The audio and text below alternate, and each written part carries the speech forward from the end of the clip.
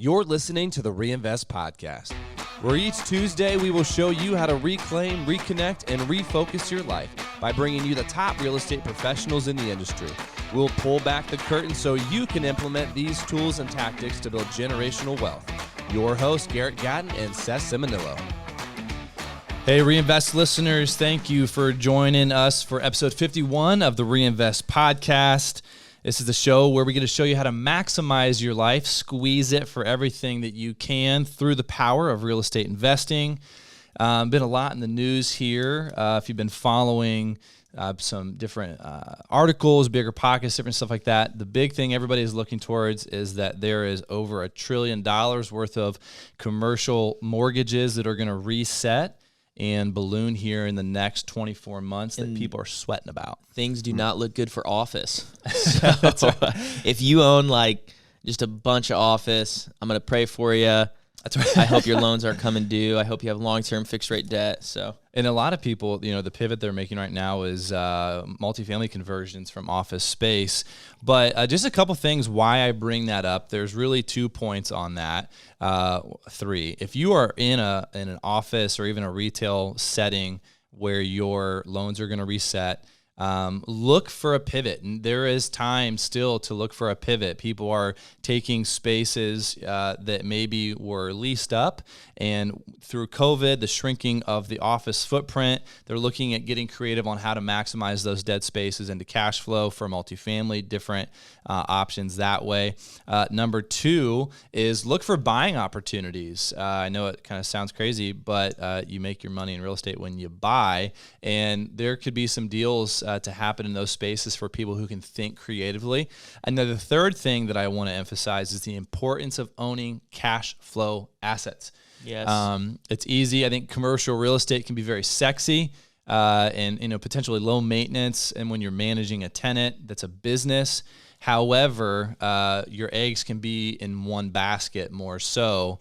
And having residential, multifamily, some kind of cash flow asset is a huge thing, especially in a downturn, so you can service your debt and your expenses that way. But that's good stuff. Good stuff. So who we got on? Yeah, today we have a great guest. We have Curtis May. Curtis, how you doing today? I'm doing great, guys. Thanks for having me. You're in Philadelphia area over in PA. Yes, sir. And you are the owner and founder of Practical Wealth Solutions. You've been doing financial services for over 35 years, and you're a fellow. I was like podcaster. 11 when I got started. I was like Doogie Howser. No, savant, child prodigy, Curtis May, and host of the Practical Wealth Show. Which, if for people who are watching on YouTube, I got that in the background. So, Curtis, tell us about your company. Give us kind of what you do today. And then let's jump into how you got started at age 11. Right. So what I do today is funny that you start out with, what you were talking about before about the mortgage and stuff. I consider myself a financial educator that helps people implement. So what I do today is I teach principles-based planning. And we teach principles that help our clients become and remain financially free.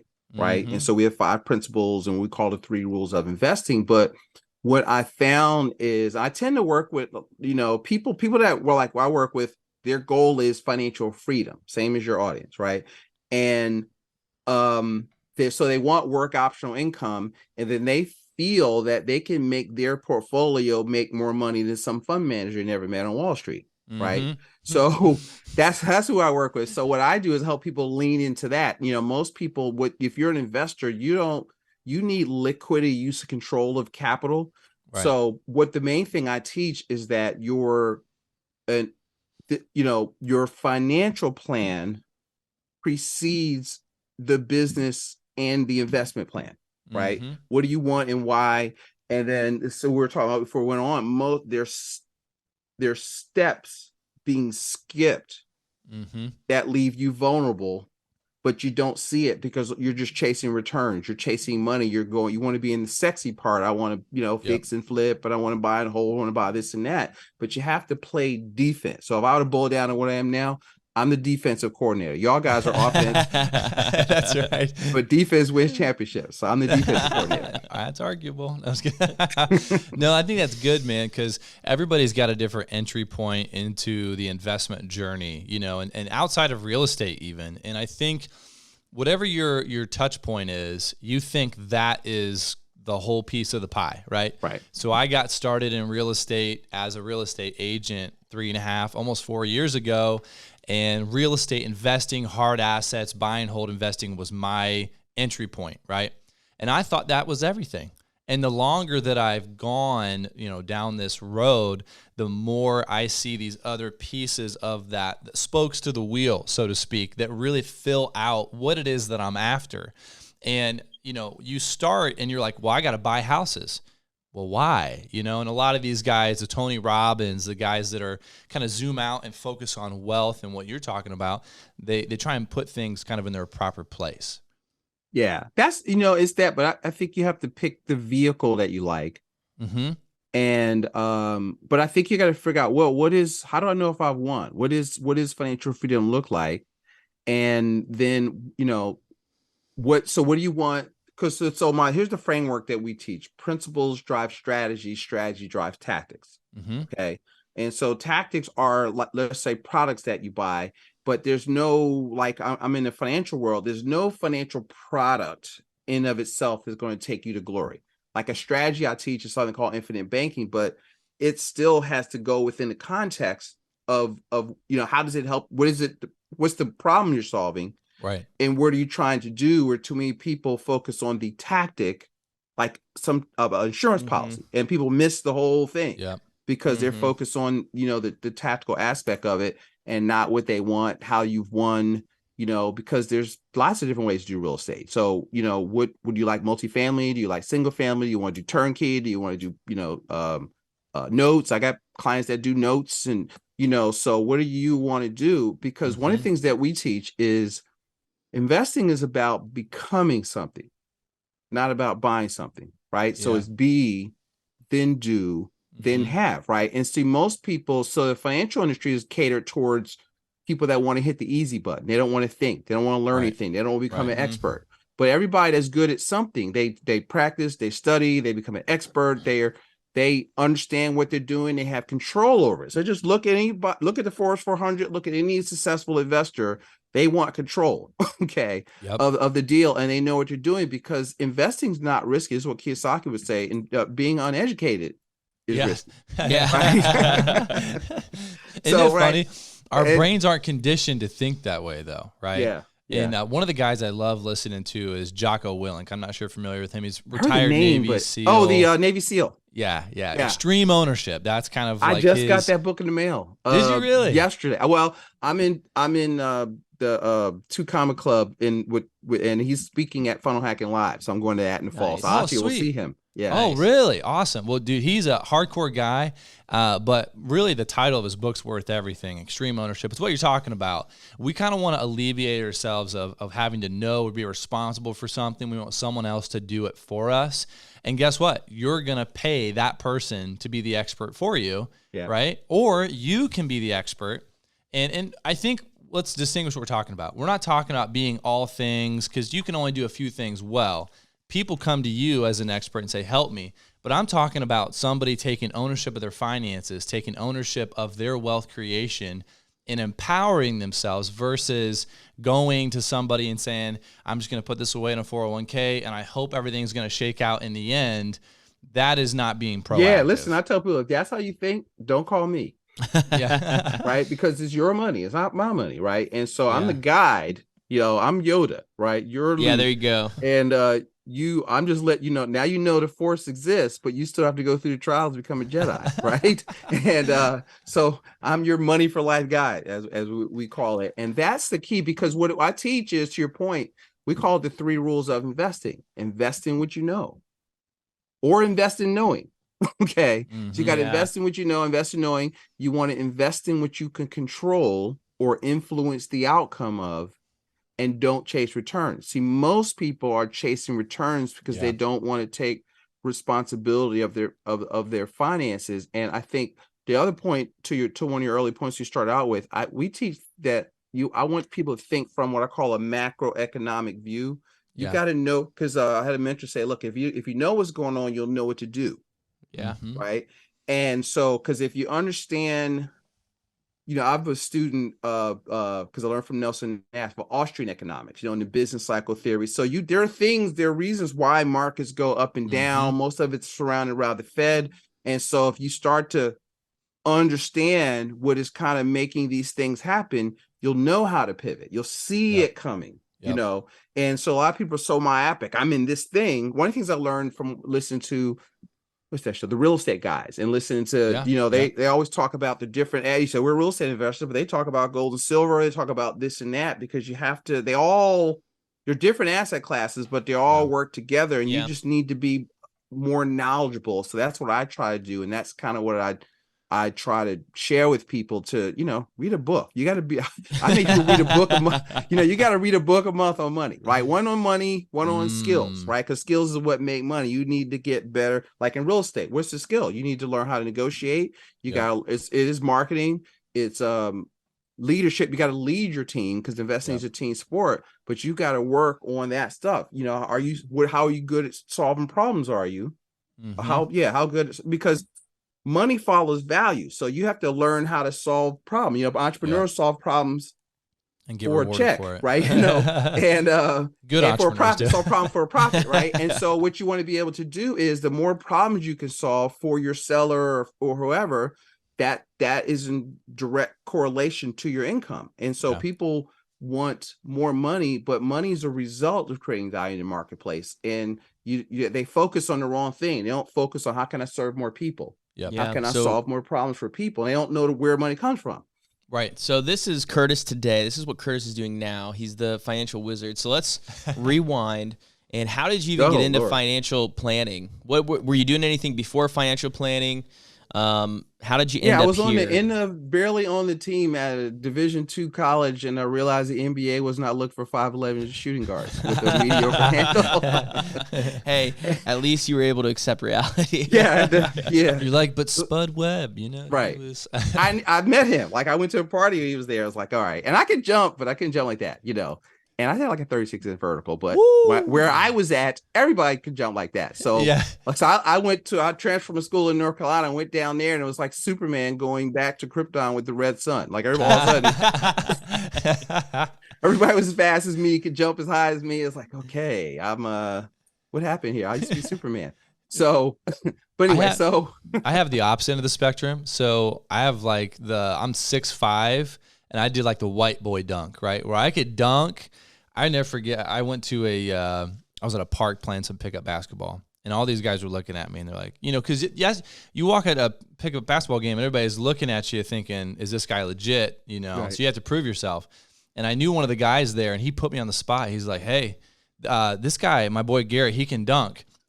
And I was like, okay. And then he throws me the ball, and I was like, this is going to go one of two ways. I'm either going to land this thing, stick it, or I'm going to get rim stuff, and I'm never going to come back here again. Right. And it was the most ugly, clunky dunk ever, and it worked. But yeah, being 6'5" definitely helps, but it does not compensate for a 36-inch vertical. So yeah, but yeah.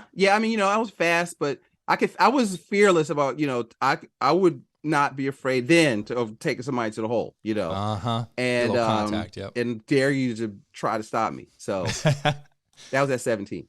And but what happens is somebody showed me but I realized I wasn't doing that. So I was doing like Amway. I was always had little side hustles in school, and somebody showed me a check for $400 and said, this is what I made for hours worth of work. And it was in a financial part-time, like MLM type financial company that specialized in what I call buy-term investor difference. So I ended up continuing with that for another 13 years. So I was like a Dave Ramsey on steroids. So was it Primerica? Yes, I was going to throw them out there like that, but yes, it was. Sorry, they're great people. Yeah, no, they are great people, and for so your listeners, y'all can't listen to them, okay? Because there's two schools of thought when it comes to finance. And so what happened was I did that for 12, 13 years, and I was pretty good at it. And I was evangelical about buy-term investor difference, mutually funded IRAs, Roth IRAs, and I thought the market and mutual funds were the end all be all, right? Then I read a Little Purple Book called Rich Dad Poor Dad around 2000, right? And I was like, what he's talking about, and it was recommended to me by my upline, but I'm reading it going, we're not talking about the same things here when it comes to finances, right? That's and I really wanted to be a good financial person, more so than a good, let me build a sales force person. Right. And so I really worked hard at that because I paid my first death claim on the insurance with that company at 22. And I realized, okay, this is a big deal. You know what I mean? People do dial this stuff. You need to be accurate in your information. And I just kept digging. And the more I dug, I realized, I don't think this is quite right. And then as they're getting into what I do today, it's like, because there's two schools of thought. I guess I'll end it this second with this, is like this is what I realized. Over like about 10, it wasn't overnight. I mean, it took me a minute to come to figure out this crap out. And because I read it and I was like, all right, I don't know what to do with this. Right. Yeah. And I had to took me at least another 8-10 years to kind of codify it into kind of what I teach today. So it was a long slog. I had to deprogram myself first. That took 3 years. Okay. And like Paul getting, I won't say it called, but I had to deprogram myself, right? And so there's two schools of thought. This is what I boil it down to. And this is also a highlight. This is a great book by a person, another Garrett I know, Garrett Gunderson, right? Okay. And he's got a book called Killing Sacred Cows, right? So there's two schools of thought. There's what he calls personal finance, or what I call the accumulation theory, which is what's taught by typical financial advice, where it teaches you to buy and hold, dollar cost average, get out of debt, buy term investor difference, max out your 401k. And it centers around the S&P index funds, but it's all based on accumulation, hoping the market goes up, compound interest. A lot of people don't even know that mutual funds don't earn compound interest, right? And, they go up, they go down. They appreciate, they depreciate. They don't compound. The only thing that compounds is savings vehicles. Like, it's little technical stuff that people have wrong, right? And then there's the other side of that, which is called the velocity method, right? So if you look at a Shark Tank, when Mr. Warble says, if I give you,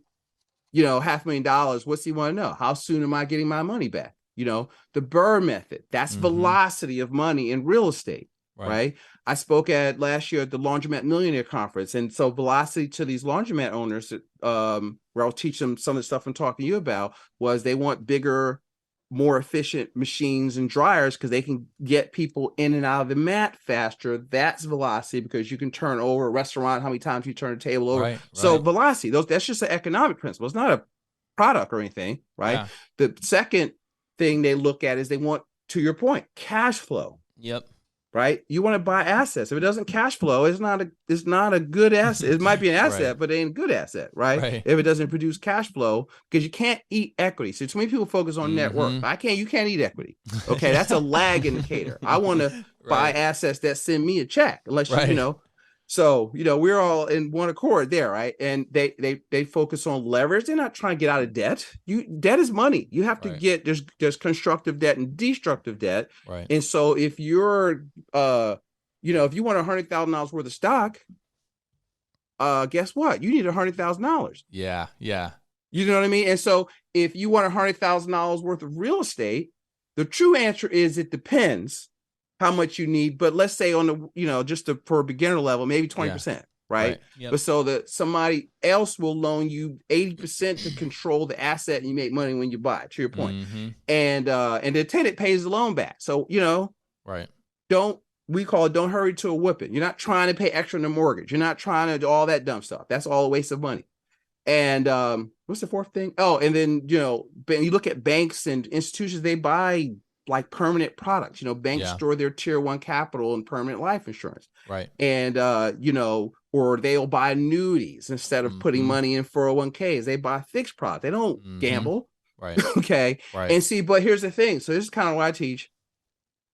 Those strategies work in personal finance, regular personal finance. Yep. And they're safer and they give you more control. And so if you're a real estate investor, you need liquidity, use of control of your capital so that you can buy assets that generate cash flow. Yep. And so if you could buy a couple of properties a year let's say you could net $500 a month, and you could buy a couple of properties a year for the next 5 years or 10 years. Yeah.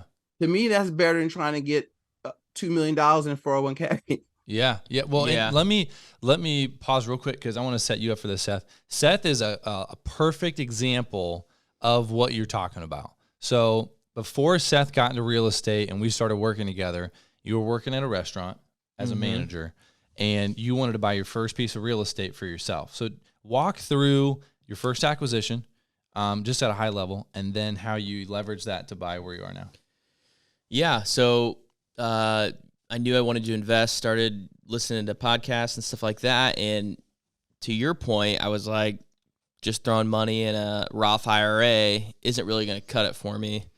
And so I had a little bit of money in a Roth IRA, but I was like, let's maybe table that for now and let's buy a property. But I wanted to house hack. So I was looking for a duplex and ended up buying a duplex that was in poor condition, had roaches. Long story short, put in more of the sweat equity. I was able to do low money down, 3.5% owner occupant FHA loan. So it's not like I had money down out of your like that. What was the 3.5%? I came to the closing and because I had asked for some closing costs and stuff like that within my loan, within my deal with the seller. And so I think I only brought like $3,500. It's like $3,500 to closing. Bought a duplex, ranch duplex. Each side's 2-bedroom, 1.5 bath. Now, it was roach infested, so over the next year and a half, I remodeled both sides, and because of that, I bought my property at $116,000, and so over the course of a year and a half, sweat equity, put about $20,000 in it total, did most of the work myself, and on the other end of that, I was able to get it to appraise for $180,000, and so I didn't refinance because interest rates had shot up since then, with our more of our current market environment. But I went ahead and took out a HELOC on it, and then I used that HELOC to go ahead and buy my next 2 properties. So I bought another duplex and then a single unit. So, I was kind of able to recycle that capital really with hardly any money. And now what's that second duplex going to cash flow that you were able to leverage off your HELOC? So the second duplex is going to cash flow. I just leased out the other side actually. So they're both leased out now, and I'll be cash flowing about $800 a month off that just second off duplex. That one, not including the first one that you bought that you no longer live in. Yeah, and the first one's going to cash flow a little over $1,000 a month. And that was in 2 years. 2 years. Yeah. Right. Now try doing that with where you have to put all the money in, you hope the market goes up. See, but you had to learn a little bit, right? So now what I would call that, so in our process, that's what we call step 5, the velocity method, right? Well, that's investing to me, right? And then, so what I would look at somebody like you, I'll say, okay, well, now let's go back through step 1, because that's step 5. So it's like investing's last. But for most people, think it's first, right? So I teach people to save, right? Part of all your earnings yours to keep, and 401k is not savings. Let me define savings: safe, liquid, accessible, guaranteed, right? Save what? 15, 20% of your gross income. Okay. 2, protect, maximum protection. So you got to look at, so when you're doing that, you got to look at all your stuff and go, okay, do I have proper liability coverage on my auto? Do I have replacement costs on my house and my property? Right? Do I have an umbrella policy in case somebody slips and falls, on my property? So now I'm protecting myself from litigation. That's, you got to play. That's what I mean by playing defense, right? What happens if I get hurt and I can't work? That's disability insurance. I mean, insurance, the purpose of insurance is to indemnify you, which is to make you whole, bring you back to where you were before your loss. So it's not sexy, but you can't skip that. Right. We talk about building wealth a lot, but you got to protect the wealth. Got to protect it along the way, right? So then there's asset protection, there's wills and trusts, there's entities, LLCs, trusts. All of that falls. And so we talk about that in our process where we go. I don't do it all, but I understand all of it. I don't do all of it, but investing is a team sport. So we facilitate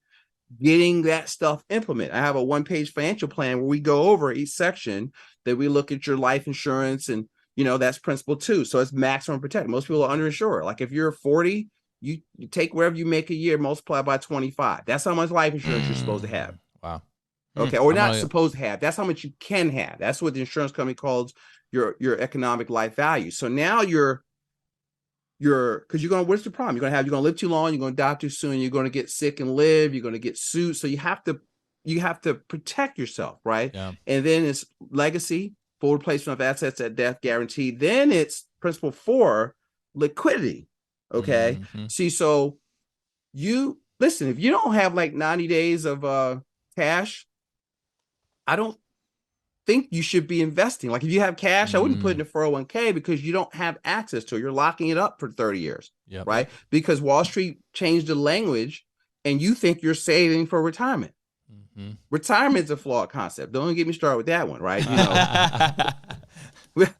I say retirement's an age. I want you to be financially free, which is a capability, right? Yeah. Which is passive income, great expenses, but it's hard to reach a target you don't have. That's why I want people to, what is that number? You know, and so we actually measure that. What's based upon your income, we want your assets to match this, or at least greater than your expenses. And I put it in front of them every, I have a kind of a coaching accountability program every quarter. Are you growing how much did you save? How much are you growing your income? If you have a business, how much are you growing your income? Every quarter, because I personally use is another great book, The 12-Week Year, and that's kind of like my operating system. Like and so you just got to be urgent. See, people aren't urgent enough, and on the day to day, how many, so you look at how many properties you got to look at, how many deals I have to analyze, how many offers I have to make. I think you get to focus on that. It's easy to get caught sleeping. I mean, you know what I mean? It's all of a sudden, before you know it, 3 months are gone, and you're like, what just happened? I haven't got anything accomplished. And we even see that in our personal disciplines. I mean, within your family, within your working out, within your business. If you don't have a plan, you don't have a goal, and you're not daily almost reviewing that, you're not getting anywhere. You're not getting. So nobody wants to talk about the tactics, right? But it's about becoming, right? So are you, because if you're in entrepreneur, because you're all see real estate investors. The other thing, I think we talked about this before. Real estate investors see themselves as investors. Y'all are in business. Yeah, okay. That's right. You got to run a business. You need to set aside estimated taxes. You need to manage your cash flow. You need to look at your profit and loss. I mean, you're in business, right? You just happen to be the asset class is real estate, but you got a real estate investing business. And I don't think there is a difference. There's a difference. We've worked with owners, it's all too common, right? When you think it's a hobby, you treat it like a hobby. And they'll come in and they're like, make hobby money. Or you lose hobby money. Right. We've had people come in and like, I don't know how I got here, but I've got 15 units and 8 of them are vacant, and I've got 5,000 of back-owed rent on this tenant.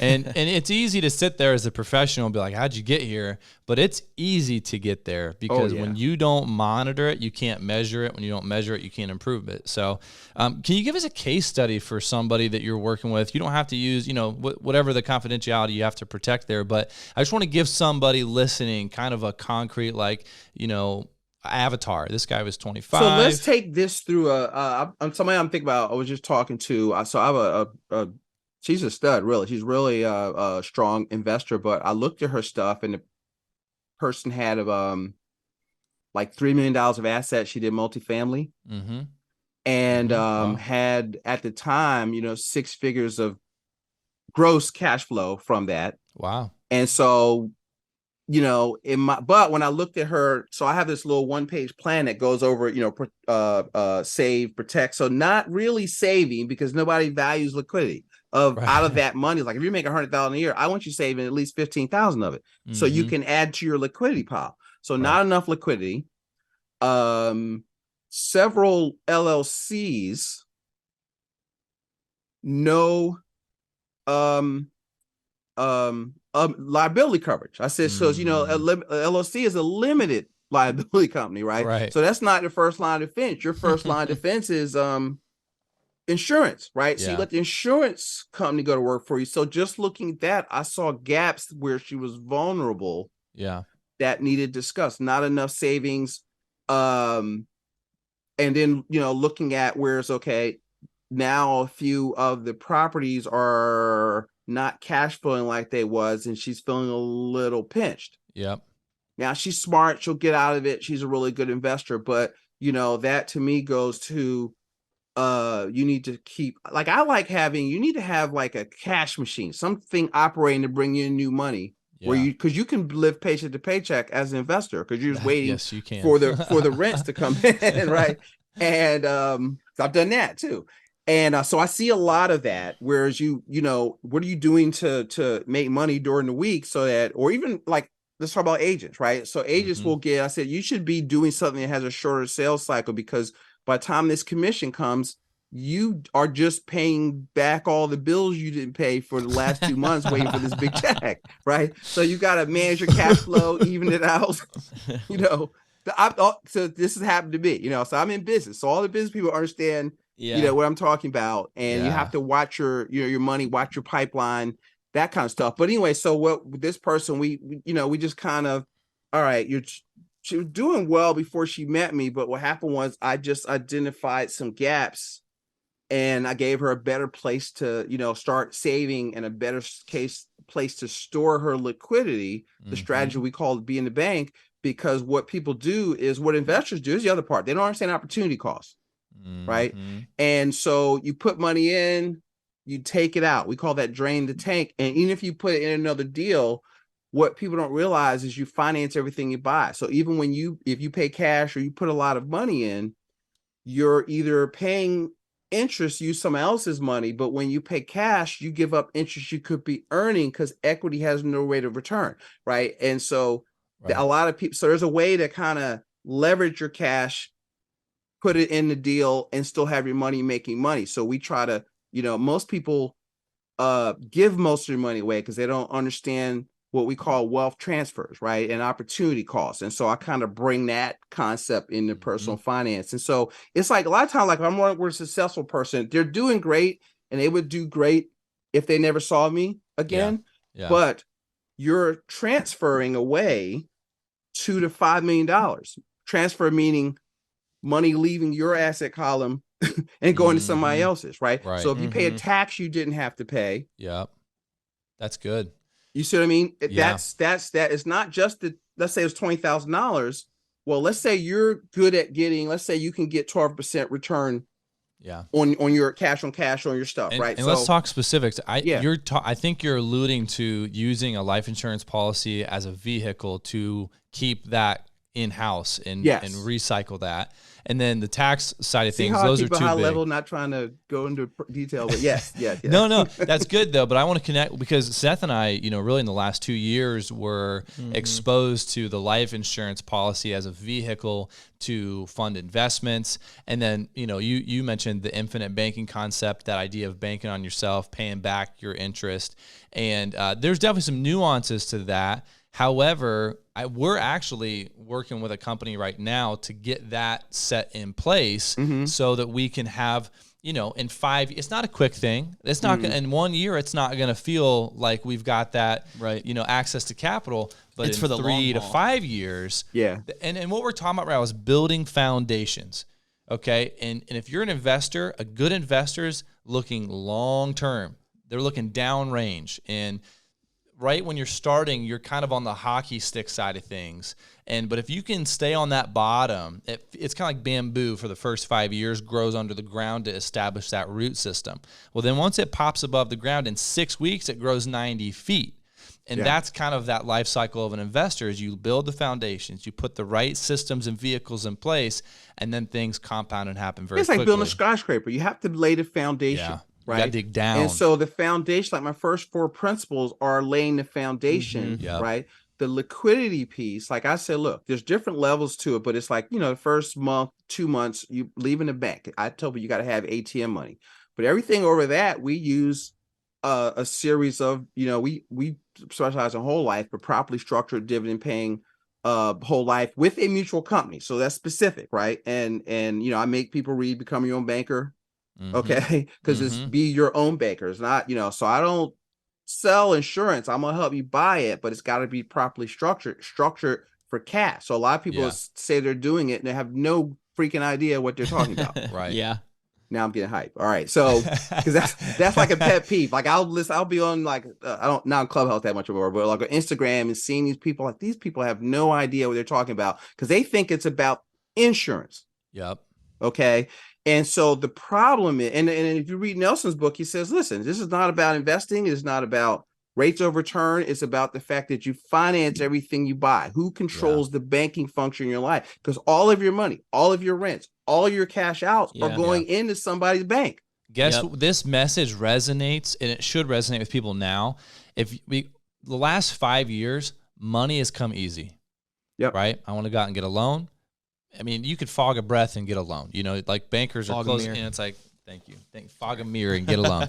Well, that's about to change, right? So having something like this set up to where you could use that to fund investments and not have to call your banker and submit all the financials and the PFS and be subject to where they are with their loan committees and stuff is a huge deal. Or use this as a supplement. Oh, listen, I got a client. Her name is Janelle. Janelle, I call her the Bird Queen. She had, not to put her biz out there, but she puts on Instagram, so I guess I can share it. She has enough capital that if she wants to, she can bypass hard money lenders, right? Mm-hmm.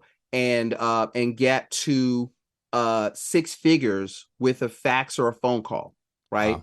Have 4% money, unstructured payments, interest-only loan. Yeah. Okay. And so you have to cap. Well, now people say, oh, I want to do what she's doing. Okay. Well, we've been working together 5 years. Yep. Right. So Rome wasn't built in a day. She's been capitalizing. I said, it's not a magic money box. You got a bank can, Alan Smith says a bank can only loan money if somebody makes a deposit. Right. Mm-hmm. So you have to make one of Nelson's tenets is think long range. Yep. Don't be afraid to capitalize. That means pay a premium. Right. Don't steal the P's, which meaning pay it back.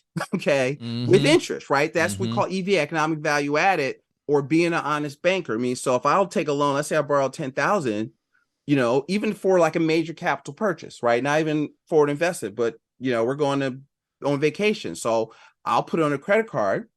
When I get back, or actually before I leave, I'll take a policy loan. So it's back in my account when I get back. And then I get the use of the credit card fueled money for 30 days for free. Right. Yeah. And then when I get back, I just pay off the credit card people. And then I make the payments I would have made to Cap One, for example, or whatever, back to Curtis, right? With interest, right? Yep. So if I can get the money at 4%, then I'm going to pay it back at least 10. I'll just calculate what that is. And then I send it back what they want, and then I send extra money. See, that's the banking part, right? Then you run it as a business write-off. Yeah, because if it's a business thing, right? Right. So not for personal, right? Even if it's not, I'm just kidding. Right. I'm just kidding. Listen, I try to make my life a walking tax deduction. So it's all, that's where you get with your tax person, right? But the thing is like, so it's really it's not about the policy per se. It's a process. It's a banking just is another euphemism for storage. Mm-hmm. Where do you store your capital? Where do you store your cash? Where's the best place to store cash? And if you look at the characteristics of the policy, it is superior to any other place. It's not investment. So people look at, what's the rate of return? Can I compare it to real estate? I was talking to a host after we got finished a show I was on last week. It's like, no, it's not an investment. Stop trying to compare. It's where do you store your liquidity? Yeah. So that you can, because it's the and product. It's not or. Like I can store it here. And then, so now, because another way to create velocity, y'all got me excited now. Another way to create velocity is through simultaneous use. Yeah. Right? Utilization, right? So if you pay a premium, it's insurance, it's death benefit, there's living benefits, there's cash value that's growing tax-free or tax favored and ultimately tax-free. You can take is earning dividends, which because you own part of the insurance company, now you can collateralize the policy to buy other assets. And when people just look at illustrations, they're looking at these numbers and trying to run spreadsheets, and you're missing the whole damn thing because it doesn't count the property that you put 20% down, you borrow from your policy. You got 80% conventional loan. Well, last time I checked, that's like infinite return because there's none of your money in the deal. Yep. And now let me ask you this question. And I know I didn't necessarily know we were going to get to here today, but I'm glad that we did because this is something that kind of operates in the background for a lot of people. So, if you're listening, we're talking about life insurance policies as a way to store your money so that you can velocitize your investments and your capital and how to make it work for you. Yeah. So this is a really specific question to that process. If I borrow against my policy, does it show up on a personal financial statement that I submit to a lender? It can, if you want to. Okay. right? It's invisible to anybody unless you tell them it's there, right? Yep. So that gives you a certain most Because states it's your credit money. protection because it's your money and it's a Yep. private contract, so it doesn't Correct. affect your credit. But now I've had investors say, well, because I don't want to put in a policy. I'm going to need it. I need proof of funds. Mm-hmm. I send them a screenshot of your cash value. Mm-hmm. Mm-hmm. Right. And that works because see, if you look at just on a residential mortgage app, a 1003, one of the questions on a 1003 is do you have any cash value in your life insurance? Yeah. They know what it is. Asset. They do it. They treat it as reserves. It's an asset class, right? Yep. And so it's still liquid. They know you can get to the money in 3 days. Yep. Exactly. So, stop, they think, I don't want to put it here because I need it. Well, okay. You just shouldn't have anything that you need immediate access to with no plan in a day or two. Okay. Right. So sometimes the fact that it's going to take 3 or 4 days to get to it allows you to cool off so you don't do something stupid and impulsive. Mm-hmm. Yep. Right. Because you got to think about it. You got to have a plan for The it. Like, emotions how you going to pay wear it back? off. Yeah. Because you need a coach. Like you can't just go, they'll call insurance company. Hey, I want to be the bank with insurance. You'll get a regular person that just sees this as a gimmick to sell you insurance and it's structured wrong. And I can't tell me those. I get calls where I got to clean up, which I'm good at, but it's like, okay, that's so I just got to teach it right. So I find myself being the word police and just that's good. It's not a magic financial educator. Right. I'm a financial educator, but that's my job. That's my gift. That's what I enjoy. That's great. We're going to switch gears here and we're going to move on to our show segment. We could talk about this for hours. So, I mean, at some point we just got to, we got to move on. Garrett and I have been doing a ton of research on this. So it's, you started it's a good, it. I was good conversation. We're going to move on to our smaller pockets here. So Curtis, why don't you go ahead and tell us about one of your worst real estate deals or worst kind of maybe financial deals that you were a part of and what went wrong and what did you learn from it? Let's see. So initially we got our family was in the tavern business, right? And so my dad would buy mixed use stuff, but he would, like we'd have the retail shop on the bottom and he wouldn't even think to develop the other floor. He's just like, I'm gonna do $800 a month, because he could make before the economy changed, he could make the retail part of the business generate $5,000 a week. Yeah, right. So he didn't want to be bothered. And then I said, we got to develop this. So I helped develop the other piece, but I didn't know anything about management of we let one of our bartenders stay there and move her kids in, and we didn't develop the other. It was a nightmare. They were not paying. And I just didn't understand management, of the property. So it's like I now realize that, I don't want to do that. And I've got with the stuff we have, I've got I have a cousin that's like 40 units. So she's like the Michael Jordan, property management. And so I've learned that, okay, let me do what I do. Yeah. Okay. Is who, not how. Right. And then let somebody else do their thing. So just not knowing just anything, just you have it and it's a nightmare because it was like one payment, first and last, and then 6 months of nothing. So it started as a good idea. Excuses. You saw kind of the potential of these properties that your dad owned, sought to take it to the next level, but the who portion of it, there was some ignorance about property management. And then eventually, though, through some hard lessons, like, did anything ever blow up on you? I mean, having employees rent from you sounds good because you're meeting a need for them so that you can retain them as an employee and work with them. But anytime you kind of layer those things together and intertwine it, it makes for starts to get a potentially messy situation. I mean, it's just the human nature part of the business. You just have to separate personal and business. So I learned that. Yeah. From the get-go. Did you ever get to the point where you had somebody oversee the property management portion of the commercial buildings you guys owned? No, we had lost them by then. No, so actually my father got sick, so we ended up selling them. And a big mistake I made was that I could have sold the licenses. Oh, the liquor licenses? The liquor license, and just kept the real estate. And I was so burnt out. I didn't know how to do it. I didn't know how to do it, I know this is kind of a painful question. If you would have done that and sold the liquor licenses and kept the real estate knowing what you know now, what would the outcome have been? Oh, look, the properties, the neighborhoods, and I knew what was happening. I just didn't know. I didn't have a bandwidth to know what to do. Right. Mm-hmm. That's why it's about education. Because if I knew what I knew now, they're doubled in value. The neighborhood's really nice. I would have had 3 premium apartments, and the other, we had a second one, same thing. And that one was kind of stolen from us, where the person who we had the financing from kind of sent I hadn't, we were so burnt out. My family was sick. I wasn't looking at the mail, and or foreclosure kind of stole the liquor license. Wow. And then, now, because he knew where I was, because he wanted to do something else. He knew what my office called me in. Then all of a sudden he saw, okay, look, they're asleep at the wheel. And we kind of lost that. And that was it was another, and that area is gentrified now. So it just, like 10 years ago, right? So younger, dumber, and just not understanding. And I couldn't see, like, I've seen people do it and turn the bar part into a daycare, right? Or just make it an apartment, and now it's, all apartments, for 4 apartments. And I just didn't know how to do that. Sure. Yeah, sure. No, I'm sorry to say. No, that's good. I mean, I know we get into the smaller pockets portion. It's always kind of a painful lesson there, but all of us, I mean, listen, everybody's and I had people that did. I just didn't reach out to them. Yeah. To let them know the dilemma I was in.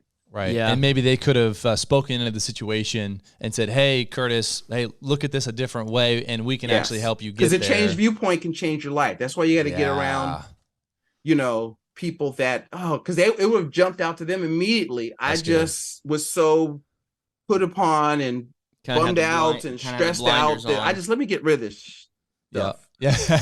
Yeah. There's a proverb in the Bible I read the other day, and it was like, he who is insistent on his own way, like, isolates himself. And I know that's not, you weren't trying to insist on your own way, but the what I get from that is when we isolate ourselves, we limit our resources, we limit possibility. And there's, I think, an idea that we have to come up with the solution, or we're just so inundated and overwhelmed. So maybe the lesson there is to reach out to the people in your circle for counsel and insight. But yeah, I mean, now we got another one. We're starting to build. And I've really been focused on my business, but now I don't manage it. I let somebody that knew how to pick good tenants. Yeah, right. And I got the tenant from heaven. Right. Yeah. Going direct it's amazing deposits, how that works. Fix this stuff. Curtis, I want to buy a new stove with my own money. And, it's just incredible. When COVID happened, it was like, listen, give me your stuff. I started another job because there's other ones slowing down. I want to make sure you get your money. And then, that kind of stuff. Just a conscientious, good guy, because and I had another person was going to get me another tenant, and then I was like, no, because it came in with an envelope full of cash. I was like, no. This is, I will never see any other money. I can look at them, because now, I'm from North Philly. I can read people. I was like, no, here's your money back. I'm just. Thank you. This is not a good fit. That's fun. Well, hey, on the topic of what we learned, we're going to go into our little nugget. So this is the kind of a summary, so to speak, or an opportunity for you to impart something to our listeners that's tried and true. We're going to ask that it's maybe a little different than what we've talked about so far. What's a principle, could be even personally for yourself, personal development, could be business related, that you lean on daily that drives your business and guides your business? A couple of things. One of the things that, I heard from the time I was 7 or 8, you'll never make any money work for somebody else. So I never really got that go to school, get a good job talk, because my father was self-employed, my grandfather was self-employed. But in the same vein, he would always say, your store's got to be open, right? So you had to be consistent. You had to show up for work every day. You had to open the store, because we grew up in retail, and I find that people don't open a store every day, right? They're not doing the profitable activities. They don't stay at it long enough to give their efforts time to compound, because they're thinking short range. And he'd always tell me it takes 2 to 5 years to build a business. And so I find that people suffer from short-term thinking. They don't give their efforts time to compound, and they don't go to work. Wow.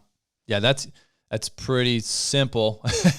I mean, it's simple, but it's not easy. Not easy. Easy to do. Easy it's not hard. To do. I mean, I know a guy right now as a small business owner. I respect the heck out of him. We did a podcast feature for him. He's got a smoothie company here, and that dude grinds, man. And he's there, and he doesn't let worker issues knock him down. He's going to pick it up when someone else maybe isn't reliable, and he's making it happen. And so you got to be committed to that. Like I told him, I don't have the luxury of depression. Right. You know There's what I mean? Much at I stake. gotta, because my dad said, look, feelings and business have nothing to do with each other. So your store's got to be open. I don't care how you feel. Yeah. And so and neither do your customer base. They don't care how you feel. They don't care. So don't tell them. They don't care. Half people, half of them don't care. The other people are glad you have problems, right? So that's good. That's funny, man. I tell my wife and I had this like aha moment, because sometimes you almost like have this, you're like looking for someone else to come in and save the day. The cavalry's not coming. And you can't have that mindset. You just got to say, listen, it's my responsibility. It's that ownership, that take ownership, extreme ownership. Don't teach. That's the extreme ownership piece, right? See, people, stop looking for somebody. Nobody's coming to save you. Nobody's going to strike an oil well in your backyard. So, you know what I mean? So you've got to take control of your life. Stop looking for some president or the economy to change or all that kind of stuff. You have to, Jim Rohn would say, this is one of my favorite sayings. He would say, the winds of adversity blow on us all. The difference is how you set your sail. Yep. So the other thing I do is I'm big on personal development. So I teach our clients, you got to read 10 to 15 pages a day. Of stuff so you can learn to set a better sail. He would say, don't wish it was easier, wish you were better. Yes. So, the three things you work on, what makes money is this. So now you're just coming at me. Your mindset, your skill set, and your network. That's what you got to work at. So mindset, what you watch, hang around, listen to. Your skill set, what do you know how to do that people will trade you for money? And your network, who do you know? And more importantly, who knows you? And those are things I think that you have, because you're your number one asset, right? So those are things that you have to work on daily if you want to get better, because that's what only thing you control is your attitude and your activity. Yep. So that's what I work on. Dude, and this has been an awesome episode because it comes out very clearly that you practice what you preach. Because the stuff's coming out of you is stuff that you sought for yourself at some point to build your business, right? I need this. And now you're at the spot where it's like, I've figured this out. This has worked for me. I'm going to impart this to other people. So I'm going to throw you the ball here. What's been the biggest resource for you in your career, okay, is one. And then how can people follow your success, reach out to you about what we've been talking about today? I tell you the biggest resources is I'm into personal development. So I wish if I had my camera on, you could see my library back here of stuff and the podcasts and the mentorships and, that kind of stuff. I've always invested in myself, and that is what's grown my revenue. Even when I was scared to write the check, I'm to the point now, if I say, all right, I told my wife I want to do this, where she would look at me side-eyed, or 10 years ago, I was like, all right, well, I guess you should go, because she's seen the growth in my production, my revenue, my confidence. So there's a direct correlation to that, right? And what was the second part? How can people follow your success? I mean, and get in contact with you. Yeah. So one, if you want more of the madness that is Curtis, go listen to the Practical Wealth Show, right? So you can see, okay, I think I like this guy. I don't know. He sounds a bit crazy.